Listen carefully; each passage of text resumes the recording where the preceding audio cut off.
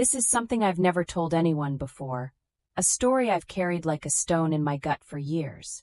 But some stories need to be told, if only to prove that they can happen, that the world isn't always what it seems. The air in our dining room was thick and sour, smelling of burnt toast and unspoken resentments. I sat with my hands clenched under the cheap particle board table, staring at the single sheet of paper that lay between my stepfather, Frank, and me.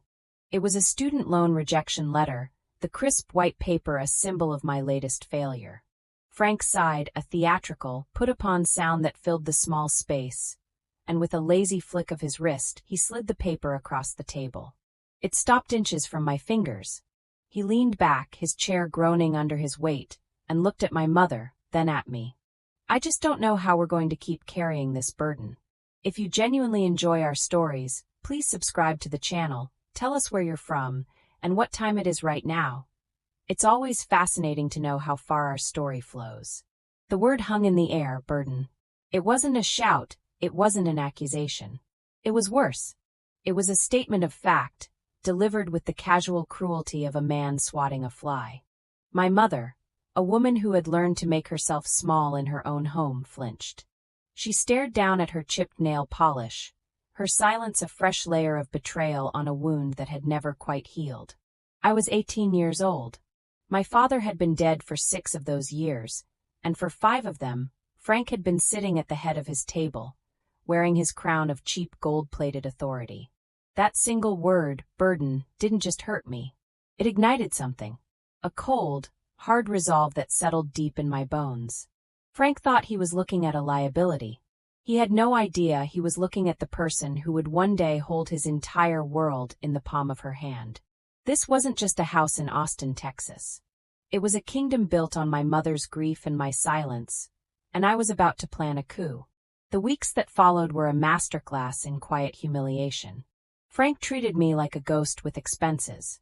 He'd leave clippings from the local paper on the kitchen counter, job listings for cashiers at H-E-B or dishwashers at the Kirby Lane Cafe, with my name circled in red ink.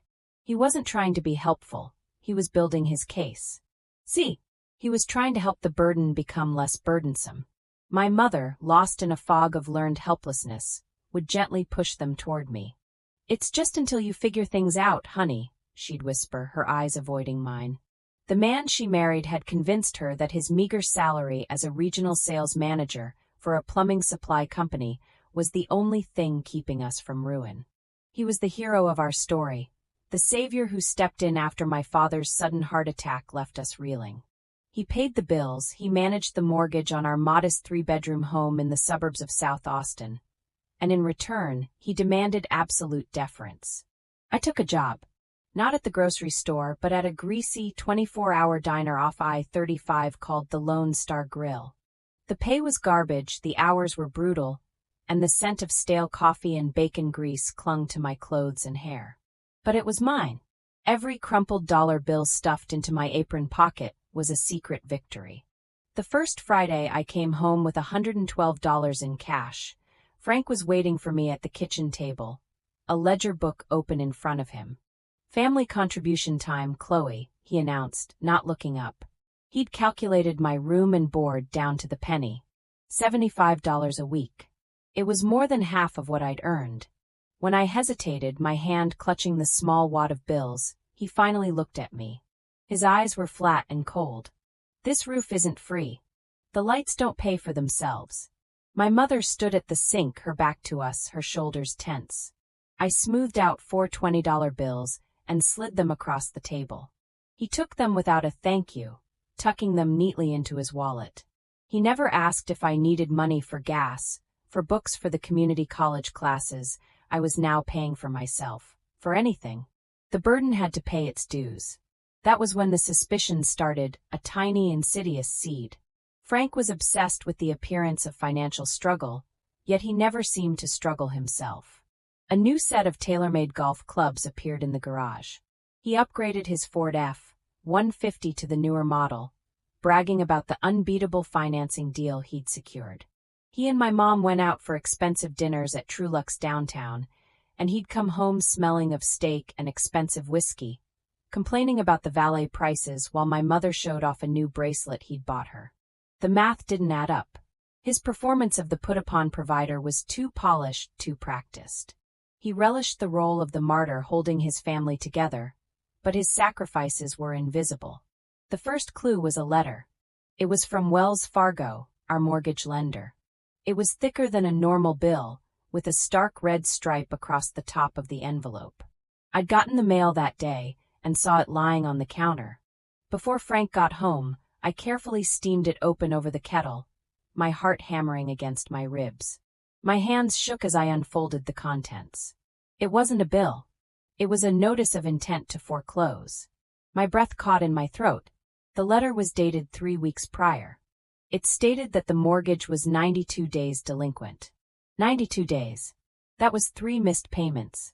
3 months where he'd taken my $75 a week, my mother's grocery money, and God knows what else, and simply not paid the most important bill we had. He was behind over $6,000. I carefully resealed the envelope and put it back in the stack of mail, my mind reeling. That night at dinner, Frank was in a jovial mood, talking about a golf tournament his company was hosting. He complained about the price of brisket at Franklin Barbecue and lectured me on the importance of fiscal responsibility when I mentioned needing a new textbook. I stared at him, at the easy, practiced lies that flowed from his mouth, and I felt a chill that had nothing to do with the air conditioning. He wasn't just a cruel stepfather. He was a fraud, a house of cards teetering on the edge of collapse, and he was taking my mother down with him. I saw the web he had woven around her. He'd isolated her from her old friends, convinced her she was incapable of managing her own life, and made himself the sole gatekeeper of her security. That foreclosure notice wasn't just a threat to our home, it was a weapon. And in that moment, I knew I had to find a way to take it from him and point it right back at his smug, deceitful face. The game had changed. This wasn't about escaping the house anymore. It was about owning it. The knowledge of the foreclosure notice was a corrosive secret. It gnawed at me during my shifts at the diner, during my dull macroeconomics class at Austin Community College, and in the dead of night when I'd hear Frank snoring through the thin walls of our house. He was a sleeping dragon, perched atop a hoard of debt and deceit, and I had to figure out how to slay him without getting burned. My first move was to open a new bank account at a completely different bank, a small local credit union he'd never heard of. I started siphoning off my cash tips, depositing them secretly. I'd claim I had a slow night, that my tips were half of what they really were, and hand over my $75 to Frank like a dutiful subject paying tribute. The rest, every single dollar, went into that hidden account. It was a pitifully small amount at first, but it was a start. It was my war chest. My suspicion evolved into a full-blown investigation. I became a detective in my own home. I learned the rhythm of Frank's life, his late nights with clients that were really just happy hours at the Roosevelt Room, his Saturday morning golf games at the Barton Creek Resort, his Sunday afternoons spent watching football, comatose on the recliner. These were my windows of opportunity. While he was out, I'd slip into the small office he'd set up in the spare bedroom. It was his sanctuary, a place filled with tacky sports memorabilia and the smell of stale cigars. His desk was a monument to his ego, but his filing system was a disaster. He just stuffed papers into drawers. It was there I found the truth, piece by ugly piece. There were credit card statements with staggering balances from Best Buy, Cabela's, and a dozen different bars and restaurants. He was living a life we couldn't afford, a life funded by debt and neglect. I found more letters from Wells Fargo, each more threatening than the last. He'd hidden them all. But the most damning discovery was buried in a shoebox at the back of the closet. It was a folder of documents from my father's life insurance policy. I remembered when my mom got that payout. It was a significant sum, enough to have paid off the house entirely and still have a cushion to live on. My mother, devastated by grief and completely overwhelmed, had let Frank, her new charming fiancé, help her invest it. He'd promised to make the money grow to secure her future. The documents in the shoebox told a different story. He had sunk the entire inheritance into a series of disastrous, high-risk stock investments based on hot tips from his golf buddies. It was all gone. Every last cent. He hadn't just mismanaged their money. He had gambled away my mother's entire future, my father's legacy, and then had the audacity to call me a burden. The rage that filled me was so cold and pure it felt like ice in my veins. This man hadn't saved my mother. He had systematically dismantled her life, leaving her completely dependent on him, the very architect of her ruin. He had all the power. The house was in both their names, but he controlled the accounts. He was the one who spoke to the bankers, the lawyers, the world. To everyone on the outside, he was the stable, supportive husband. To my mother, he was the flawed but necessary man of the house. If I confronted him, he would turn it on me. He'd call me a liar, a troublemaker. He'd tell my mother I was trying to drive a wedge between them, that I was ungrateful. He held all the cards, and he knew it. His arrogance was his armor. He truly believed he was untouchable, that his little kingdom of lies was secure. He'd look at me with dismissive pity, this teenage girl slinging hash at a diner, and see nothing. No threat. No danger. Just a line item on his list of grievances. That was his greatest mistake. The turning point wasn't a single event, but a quiet, searing moment of clarity. I was in his office, holding the statement that showed the final, pathetic balance of my father's squandered legacy, $17.42. I looked around the room at his trophies, his signed football jerseys, his expensive humidor. All of it bought with money that wasn't his, a life built on a foundation of my mother's pain. The despair I'd been feeling for months finally burned away, leaving something harder and sharper in its place: resolve. He had destroyed my father's gift to us. He was about to lose the house my father had bought, the home I had grown up in. Crying wouldn't fix it. Yelling wouldn't fix it. The only thing that could fix it was money and a plan. Standing there in that monument to his fraudulent life, I made a silent vow. I wasn't just going to survive him. I was going to dismantle his world as thoroughly as he had dismantled my mother's. He had taken her past. I was going to take his future. And I would start with the roof over his head. The war began not with a bang, but with a whisper campaign of my own making. I had to become two people.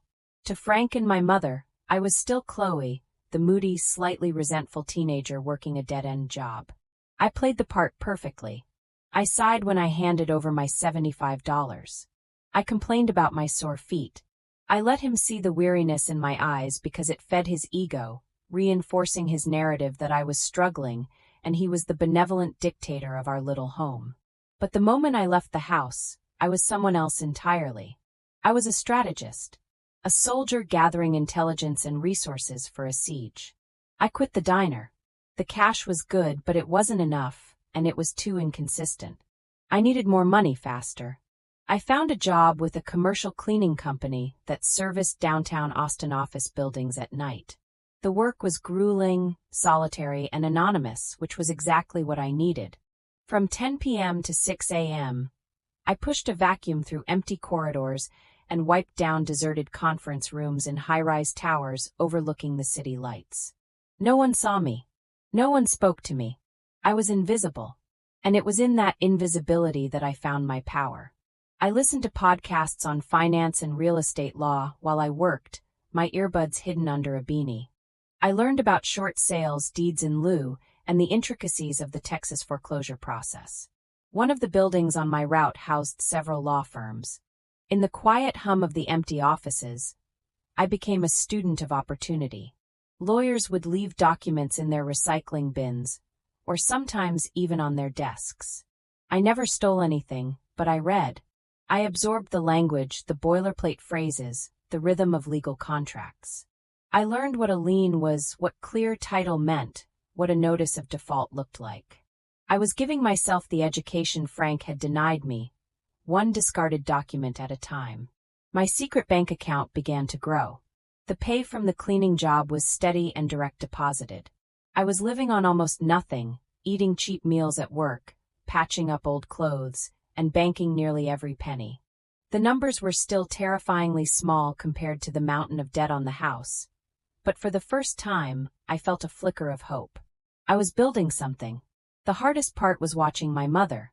She was wilting under the stress Frank was radiating. He was becoming more volatile as, I presumed, the bank's calls and letters became more frequent. He'd snap at her for small things, like the brand of coffee she bought, or the way she loaded the dishwasher. He was a man suffocating under the weight of his own lies, and he was taking it out on her. I wanted to scream, to show her the evidence I had collected, the photos of the statements I'd taken with my phone, the foreclosure notices. But I knew I couldn't. Not yet. He had her so convinced of her own incompetence that she would have seen it as an attack on their marriage, on the very foundation of her life. She would have chosen him. He had spent years ensuring that. So I held my tongue and watched, my resolve hardening with every condescending word he threw her way. My break came from an unexpected place. My maternal grandmother had passed away a couple of years earlier, a quiet woman I hadn't known very well. Her estate had been a small, complicated mess, and I'd long since forgotten about it. Then one afternoon a check arrived in the mail. It was an inheritance check from the final settlement of her estate, made out to my mother. It was for $20,000. My mother, upon seeing it, burst into tears of relief. Her first words were, "Oh, thank God. We can give this to Frank. This will solve everything." Frank was ecstatic. He saw the check as a divine intervention, a get-out-of-jail-free card. He immediately started talking about how he would use it to restructure their debt and get the bank off our backs. He took the check, deposited it into his own account, and the very next day, a brand new 70-inch television appeared in our living room. That was the moment I knew he would never change. He was a black hole of financial irresponsibility. Giving him money was like pouring water into a sieve. And seeing the brief hope in my mother's eyes die as she watched him unbox that ridiculous TV, it was the final piece of fuel my fire needed. I had my savings. I had the knowledge I'd scraped together. And now I had a deadline. The latest letter from the bank, which I'd intercepted, had set an auction date. The house, our home, was going to be sold on the steps of the Travis County Courthouse in 45 days. The clock was ticking. Frank thought he had a reprieve. In reality, I was the only one who knew the timer on his life was about to hit zero. The escalation began. I took the photos of the financial statements, the foreclosure notices, and a carefully written summary of Frank's spending habits versus his mortgage payments, and presented them not to my mother, but to a pro bono financial advisor at a women's resource center in East Austin. Her name was Maria. She was a sharp, no-nonsense woman in her 50s with eyes that saw right through you. She listened to my entire story without interruption, her expression unreadable. When I finished, she was silent for a full minute, looking over the documents I'd brought. Finally, she looked up at me. "He's not just bad with money," she said, her voice firm. "This is a classic case of financial abuse. He's engineered your mother's dependency on him." She validated everything I had suspected, giving a name to the poison that had infected our home. With Maria's guidance, my desperate, half-formed plan began to take shape, solidifying into a series of concrete, actionable steps. We weren't going to try to reason with Frank. We weren't going to beg the bank. We were going to perform a surgical strike. The first step was to find out the exact payoff amount for the mortgage. Not just the arrears, but the entire remaining principal. It was a staggering number, far more than what I had saved. Maria pointed out a crucial detail in the foreclosure paperwork. Because the loan was so delinquent and the property value had risen in the booming Austin market, the bank might be willing to entertain a short sale offer. They could avoid the uncertainty and legal costs of an auction by accepting a lump sum payment that was less than the total owed. Their goal wasn't to punish Frank. It was to recoup as much of their loss as possible, as quickly as possible. This was our opening. The problem remained. I didn't have enough money. Not even close. I was short by about $30,000, an impossible sum. I confessed this to Maria, feeling the plan slip through my fingers. She just nodded, thinking. "Your father," she said. "Did he have any family? Siblings? Anyone who cared about your mother?" It was a long shot. My father was an only child, and his parents, my grandparents, were gone. But there was one person, my father's uncle, my great-uncle Robert. He was a reclusive, grumpy old man who lived in Waco and hadn't spoken to our family much since my father died. He and my mom had never been close, but he had loved my father. With a dry mouth and a pounding heart, I made the call. I told him everything. I laid out the whole ugly story: Frank, the squandered inheritance, the foreclosure, my plan. I expected him to tell me it was a family matter, to stay out of it. Instead, there was a long silence on the other end of the line. Then he said in his gravelly voice, "Your father built that house with his own 2 hands. He laid the foundation himself. No slick-haired salesman is going to take it from his daughter." The next day, $35,000 was wired into my secret credit union account. I sat in my car, staring at the new balance on my banking app, and cried for the first time in months. They weren't tears of sadness or rage. They were tears of overwhelming, terrifying possibility. I could actually do this. The final days were a blur of adrenaline and stealth. Maria handled the negotiations with the bank through a shell LLC we had created, shielding my identity completely. We made the offer: a cash payment to purchase the mortgage note in full, an offer that was $20,000 less than the total payoff, but significantly more than the bank could reliably expect to get at a public auction. Frank, meanwhile, was living in a fool's paradise. He believed the $20,000 from my grandmother's inheritance had bought him time. He was telling my mother he was in negotiations and that everything was under control. He was smugger than ever, strutting around the house like a king who had successfully defended his castle. He had no idea the castle was being sold right out from under him. The bank, seeing a guaranteed cash offer on the table, accepted. The closing was scheduled for the day before the auction. While Frank was at his sales meeting, I was at a title company in downtown Austin, signing a mountain of paperwork.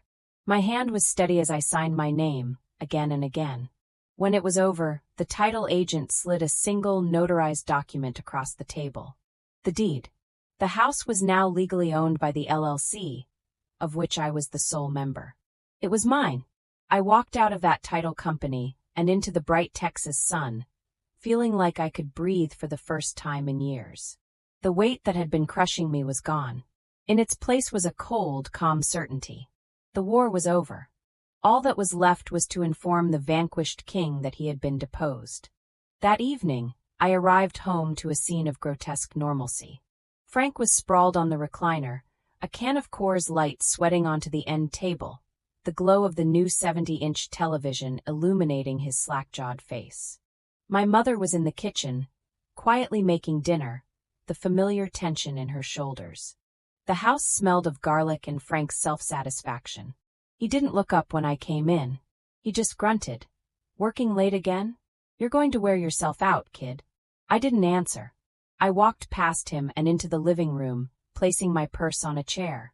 My hands weren't shaking. My voice, when I spoke, was as calm and even as a frozen lake. "Frank, we need to talk." He muted the TV with a sigh of exaggerated annoyance, turning his head slowly. "What now, Chloe?" "I'm trying to relax." I reached into my purse and pulled out a thick manila envelope. I walked over to the coffee table and placed it directly in front of him, next to his beer. It landed with a soft, definitive thud. Inside were 2 documents: a notarized copy of the new deed to the house and a formal, legally drafted notice to vacate. He stared at the envelope, a flicker of confusion in his eyes. "What's this? More of your college paperwork?" he asked, his voice dripping with condescension. "Open it," I said. With a huff, he ripped the envelope open and pulled out the papers. He scanned the first page, his brow furrowed. I watched as his brain slowly processed the legal jargon. I saw the exact moment he understood. His face, tan and fleshy from years of golf course afternoons, went slack. The color drained from it, leaving a pasty, grayish pallor. His eyes darted from the paper to my face and back again, his mouth opening and closing silently like a fish out of water. This is a joke, right?" he finally sputtered, his voice a hoarse whisper. "This is some kind of sick joke." "It's not a joke, Frank," I said, my voice unwavering. "As of 3 o'clock this afternoon, the holding company that now owns this property is under my exclusive control. This is my house now. My mother, hearing the strange tone in my voice, had come to the kitchen doorway, a dish towel in her hands. She looked from my face to Frank's, her expression full of confusion and fear. Frank's shock curdled into rage. He shot up from the recliner, the legal papers trembling in his hand. "Your house? Are you insane? You can't. This house is in my name. In your mother's name." "It was," I corrected him calmly. "Until the bank, facing an imminent foreclosure auction due to months of non-payment, accepted a short sale offer to settle the debt. I bought the debt. I now hold the title. You and Mom are no longer the owners."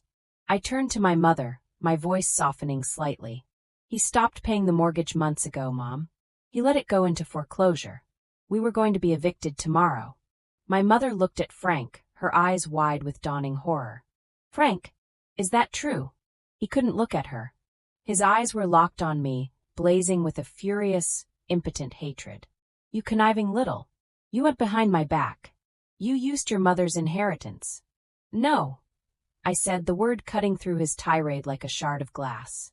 "I used the money your gambling addiction didn't manage to lose. I used the money I earned working 60 hours a week cleaning toilets while you were buying new TVs. And I used the money from a man who actually cared about this family, Uncle Robert." The mention of Robert's name seemed to suck the last of the air from his lungs. He finally understood the scope of his defeat. He had been outmaneuvered, outplanned, and utterly destroyed by the one person in the world he had never, ever seen as a threat. "The burden. The second document," I said, pointing to the papers in his hand, "is a notice to vacate the premises. It gives you 30 days to remove yourself and your personal belongings. I believe that's the legal requirement for a tenant at will, which is what you are now. A guest in my home." He stared at me, his face a mask of disbelief and pure loathing. All the smugness, all the arrogance, all the cheap authority he had worn like a crown for 5 years had been stripped away, leaving nothing but a pathetic, defeated man standing in a living room that was no longer his. He opened his mouth, but no sound came out. The king was speechless in his fallen castle. My mother sank into a kitchen chair, the dish towel falling to the floor, and for the first time, she looked at the man she had married and saw him for exactly what he was. Frank left a week later, not 30 days. He packed his things in a furious, sullen silence, refusing to look at either me or my mother. He tried one last time to manipulate her, whispering promises and apologies, but the spell was broken. Seeing the foreclosure notices, the proof of his lies laid bare, had finally shattered the illusion. He left in his finance truck, with his golf clubs and his expensive clothes, a man reduced to nothing but the sum of his possessions. My mother and I stood at the window and watched him drive away until the red taillights disappeared down the street. We didn't say a word. There was nothing left to say. The weeks that followed were quiet and strange, the house feeling larger without his oppressive presence. My mother slowly began to reclaim the spaces he had dominated, both in the house and in her own mind. She started cooking old family recipes again. She called her sister. She began to smile, a real smile that reached her eyes. We were poor, the house was ours, but my savings were gone, and we had years of deferred maintenance to deal with. But we were free. I still worked my cleaning job, but now the money I earned went to fixing the leaky faucet, to buying fresh paint for the living room walls to us. One evening, a few months later, I was sitting on the front porch, watching the sunset paint the Texas sky in shades of orange and purple. The air was warm and smelled of honeysuckle from the neighbor's yard. My mother came out and sat beside me, handing me a glass of iced tea. We sat in comfortable silence for a while, just listening to the cicadas start their nightly song. She turned to me, her expression serious. "I'm sorry, Chloe," she said softly. "I'm so sorry I didn't see it, that I didn't protect you." I just shook my head and took her hand. It was all the answer she needed. We were healing. He tried to make me feel small enough to fit inside a ledger of his debts, but he never understood. I wasn't the burden, I was the final bill. The end.